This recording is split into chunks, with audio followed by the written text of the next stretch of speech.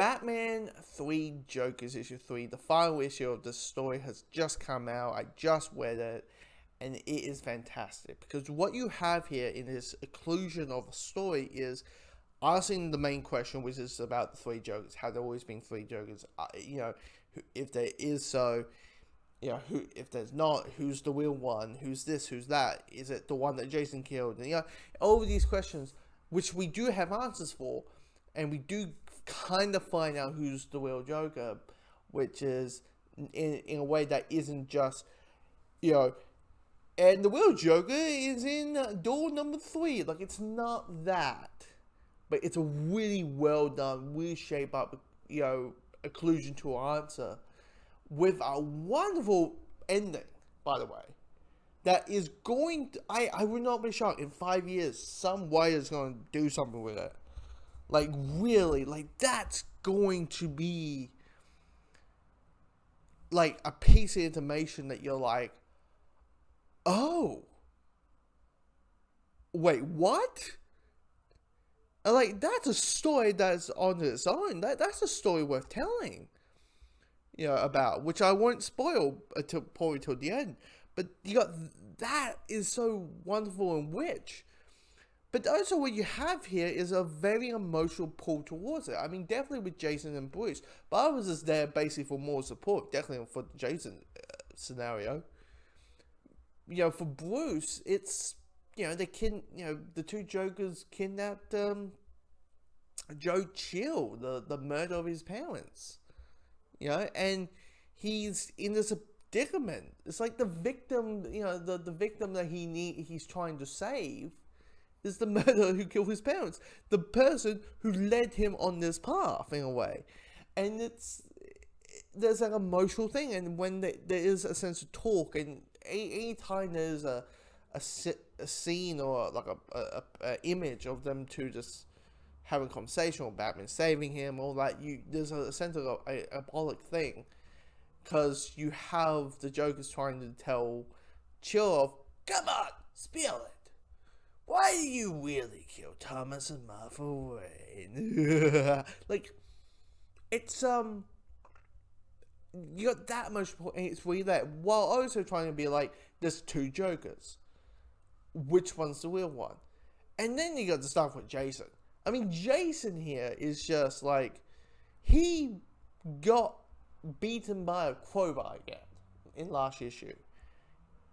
I mean, he lived. So there's a bonus, in a way it's kind of proved, but he got beaten by a crowbar by 2 Jokers, but that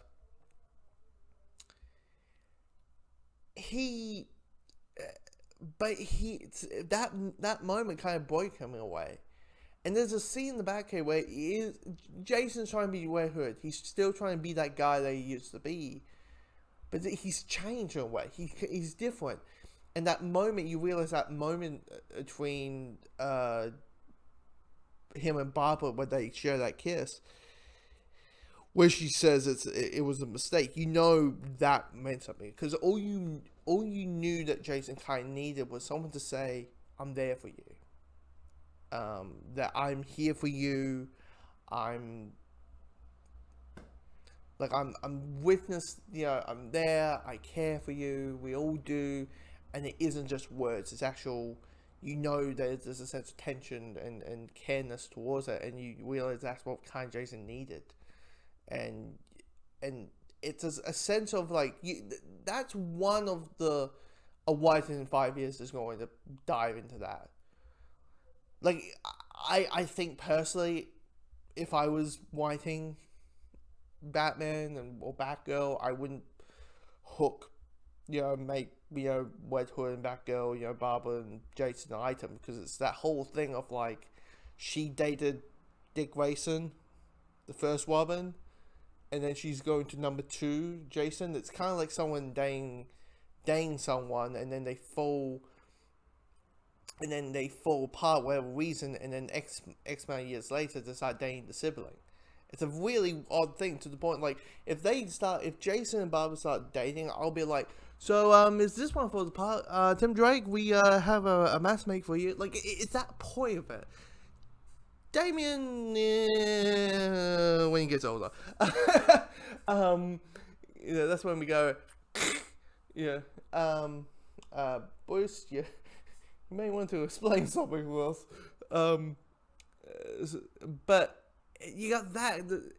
It's a wonderful thing. The shareness that Jason and Barbara have is well done, well written, and that. And if you want to know what is the best Joker scene in it, it's the last one. It's the last Joker scene, which is this Batman Joker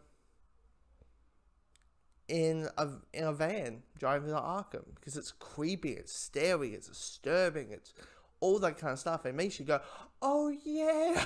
you keep forgetting about death of the family. Don't you? Like, oh yeah, he knows who everyone is, and he explains why he doesn't just spill the beans, and you're like, that's why I thought Joker was right. It's headcanon and stuff, right? And that, but I'm spoiling the ending. I'm spoiling the ending. It's great. Read it. I think the collection, the hardcover stuff is coming out next month, I think. So go and read it. I need to talk about the ending. The ending is fucking like, once again, you know why they're going to get hold of this, and that is, in Killing Joke, like, he had a wife. You know how Joker, before Joker had a wife and had a kid, and then she died from a baby bowl accident or whatever, like a war here or a baby bowl happened. And then, I signed him again, Joker. She's alive.